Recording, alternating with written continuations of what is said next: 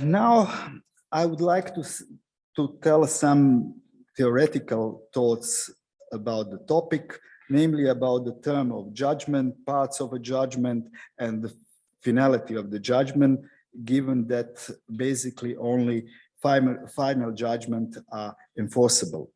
Croatian legal doctrine defines a judgment as a court decision by which a court in a special legally prescribed form based on a conduct civil proceeding decides on the claim concerning the main matter and on certain ancillary claims. These claims are decided by the court by either accepting or rejecting them in whole or in part. It's familiar, I think, to you because we had the same or even the same legal system, which came from the times of the law on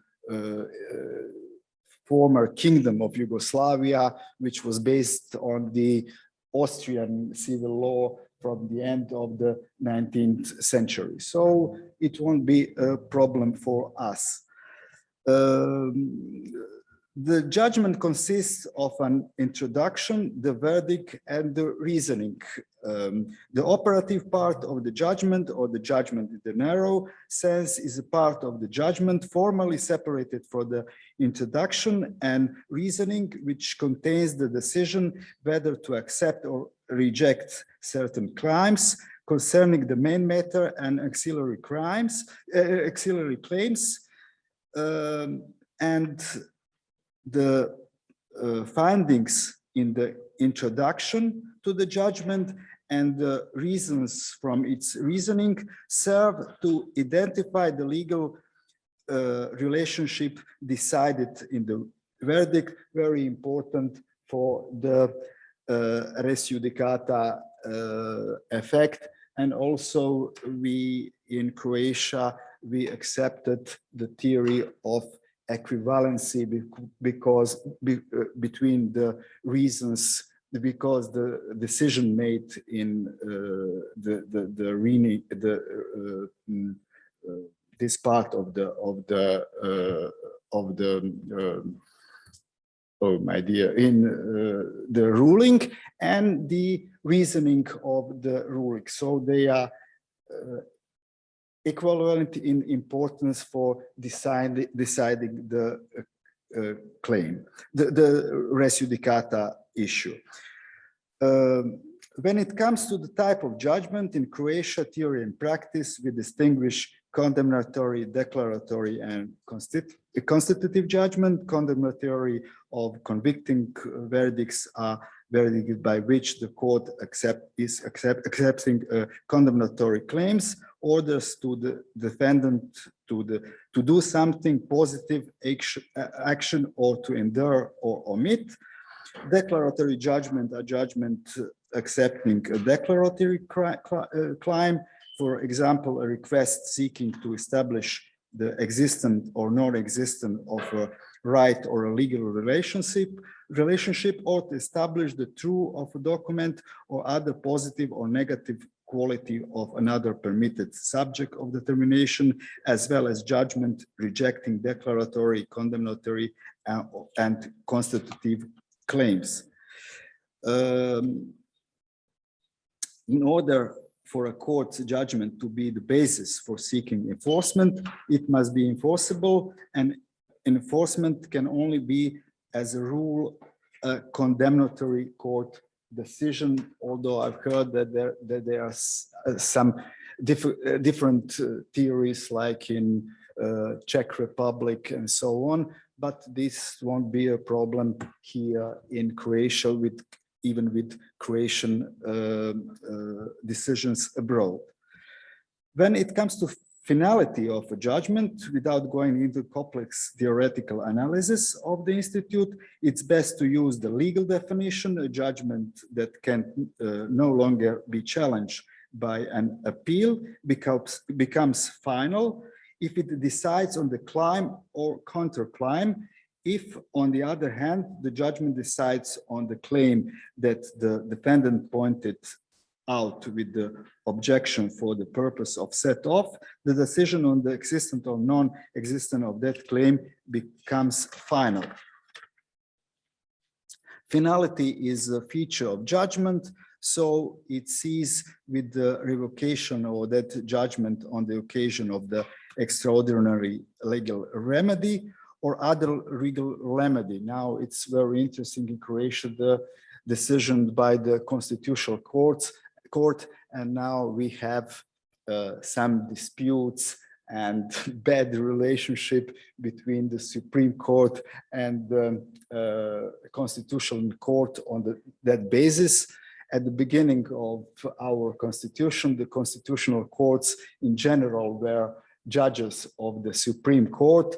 Now they are mostly politicians, and so maybe that's the reason why we so differ in our opinions, but also maybe they are, some of them are more modern, more in a practice of the European courts, so that also might be a problem.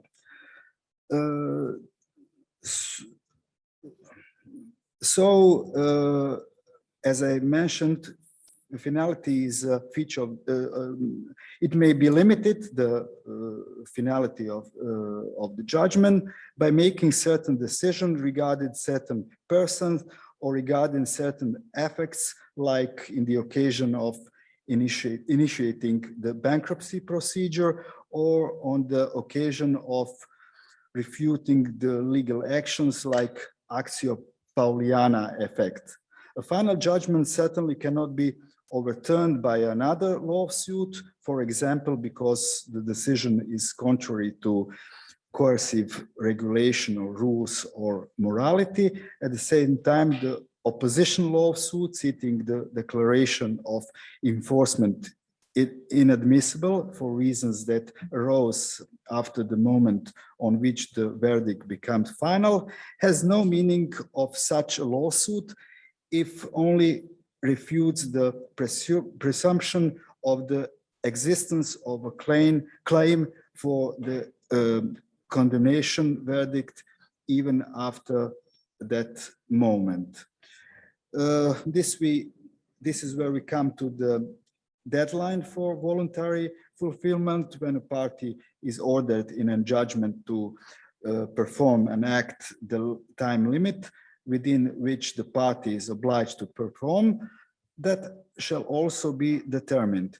Unless otherwise provided by special regulation, the time limit for the performance of an act is 15 days, but for acts that do not consist the monetary benefits, the court may set a longer period. In the bill of exchange and the check disputes, of course, the deadline is only 8 days. I think that it's the same in Slovenia. The time limit for the execution of the act begins on the first day after delivery of the transcript to the parties. To the party to whom the execution has been ordered.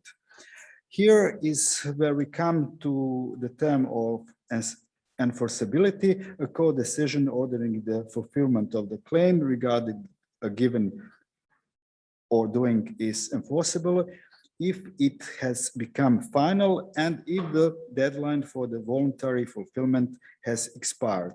A court decision ordering the fulfillment of a claim to endure or to omit it enforceable if it has become final, unless the informant document specifies a special deadline for harmonizing the debtor's conduct with his obligation. On the top of all, it should be added that the verdict part of the judgment must be determined in order for the court judgment to acquire the status of the enforcement document. The defendant should know from the verdict part of the judgment what to do to endure or what to omit.